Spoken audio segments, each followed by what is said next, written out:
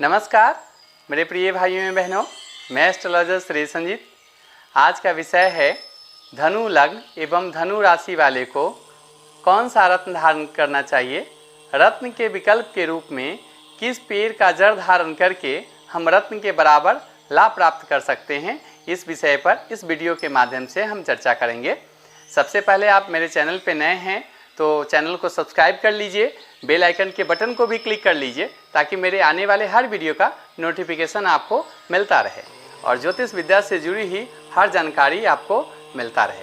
और एक विशेष सूचना अपने सभी सब्सक्राइबर के लिए, आप अपने कुंडली के बारे में कुछ जानना चाहते हैं तो अपने सब्सक्राइबर के लिए ज्योतिष परामर्श निःशुल्क है। आप मेरे यूट्यूब चैनल पे ही SMS के माध्यम से आप अपना नाम, date of birth, time, birth place SMS करिए और साथ ही साथ प्रश्न पूछना नहीं भूलिए।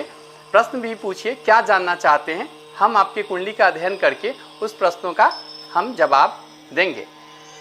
अपने विषय पे चर्चा को आगे बढ़ाते हैं। धनु लग्न ये काफ़ी शुभकारी, मंगलकारी और बहुत ही प्रभावशाली लग्न माने जाते हैं। धनु लग्न के लग्न कारक रत्न, मूल रत्न पुखराज होता है, तो आप पुखराज धारण कर सकते हैं। भाग्य कारक रत्न माणिक्य होता है। बुद्धि विवेक कारक रत्न मूंगा होता है। ये तीन मूल रत्न हैं धनु लग्न के लिए। अगर आप मूल रत्न धारण नहीं कर पाते हैं तो एक उपरत्न भी होता है जो इनके विकल्प के तौर पे धारण करते हैं। तो पुखराज का उपरत्न सुनहला है। माणिक्य में अलग अलग माइंस के माणिक आते हैं। माणिक बहुत महंगा नहीं आता है, जैसे बर्मा का माणिक सबसे उच्च क्वालिटी की होती है। अफ्रीकन माणिक्स काफ़ी सस्ता होता है, तो विकल्प के तौर पर अफ्रीका के माणिक भी धारण कर सकते हैं। मूंगा, इटली का मूंगा सबसे प्रभावशाली माना जाता है और ट्रायंगल मूंगा सबसे अनुकूल माना जाता है। इसे धारण कर सकते हैं। मूंगा बहुत महंगा नहीं आता है। मूंगा को आप सोने में या तांबे में धारण कर सकते हैं। पुखराज को भी सोने या तांबे में धारण कर सकते हैं। माणिक्य को भी सोने या तांबे में धारण कर सकते हैं। पुखराज के विकल्प के तौर पे आप हल्दी के टुक भी बांधकर धारण करके आप पुखराज के बराबर लाभ प्राप्त कर सकते हैं।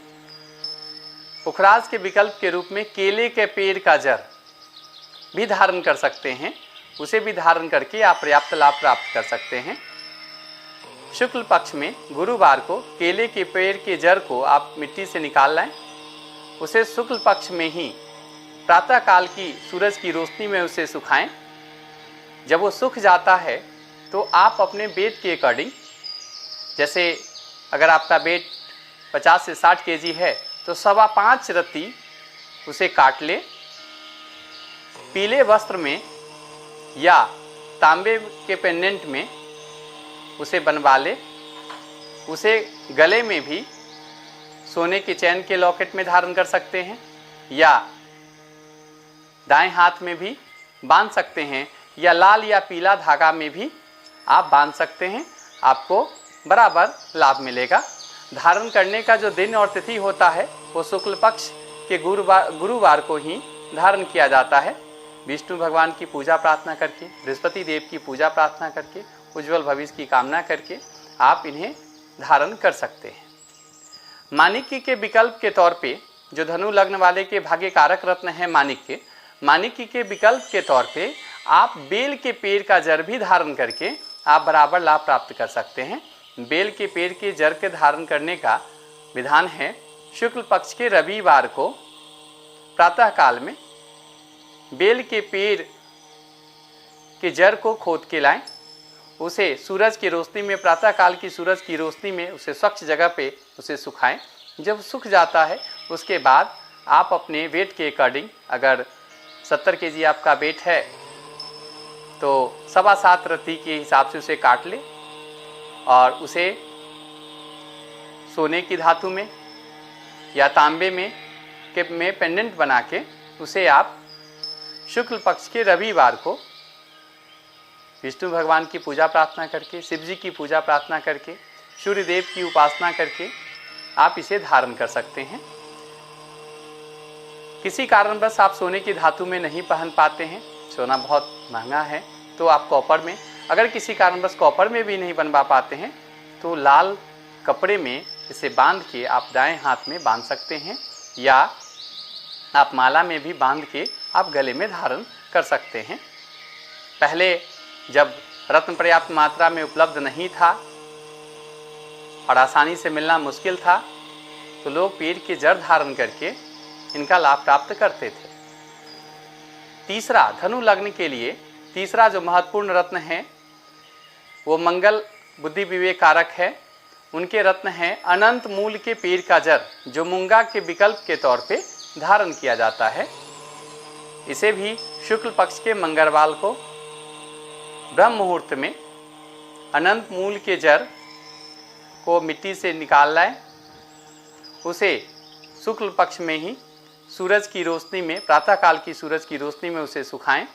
जब वो सूख जाता है तो आप अपने वेट के अकॉर्डिंग पर 10 kg सवा रत्ती के हिसाब से, ये अनंत मूल की जड़ सवा रत्ती के हिसाब से आप इसे काट ले पर 10 kg, और इसे आप लाल कपड़े में बांध के गले में या दाएं हाथ में धारण कर सकते हैं, या सोने की धातु में या तांबे की धातु में भी बनवा के शुक्ल पक्ष के मंगलवार को ही हनुमान जी की पूजा प्रार्थना करके, मंगल देवता की पूजा प्रार्थना करके, उज्जवल भविष्य की कामना करके आप इसे धारण कर सकते हैं।